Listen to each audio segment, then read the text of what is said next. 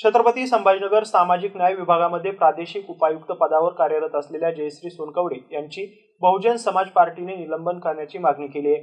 सामाजिक न्याय विभागाचे पुणे येथील आयुक्त यांना तहसीलदार यांच्या माध्यमातून दिलेल्या निवेदनातून ही मागणी करण्यात आली आहे।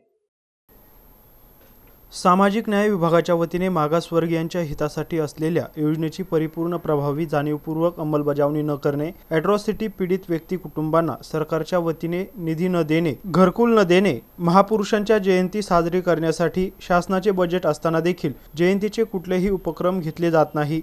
सामाजिक न्याय विभागामध्ये पुणे आयुक्त यांचा दौरा असताना कार्यक्रम बॅनरमध्ये जाणीवपूर्वक भारतरत्न डॉक्टर बाबासाहेब आंबेडकर यांचा फोटो छापण्यात आला नाही। मागासवर्गीय समूहात उद्योजक निर्माण करण्यासाठी योजना राबवली जाते। अनेक परिपूर्ण प्रस्ताव दाखल आहेत, परंतु वारंवार त्रुटी काढून प्रस्ताव रेंगाळत ठेवले जातात। तसेच विपश्यना केंद्र निर्माण करण्यासाठी 3636 नावाची योजना आहे। ही योजना काहीच कामाची नाही, ही योजना बंद करा असे पत्र जयश्री सोनकवडे यांनी सरकारला लिहिले आहे। सामाजिक कार्यकर्ते, पत्रकार आणि कार्यालयातील कर्मचारी यांना हीन दर्जाची वागणूक देणे, त्यांच्यावर खोटे गुन्हे तक्रारी दाखल करणे, कार्यकर्त्यांना फसवणे, धमक्या देणे असे कामे राजरोसपणे सुरू आहेत।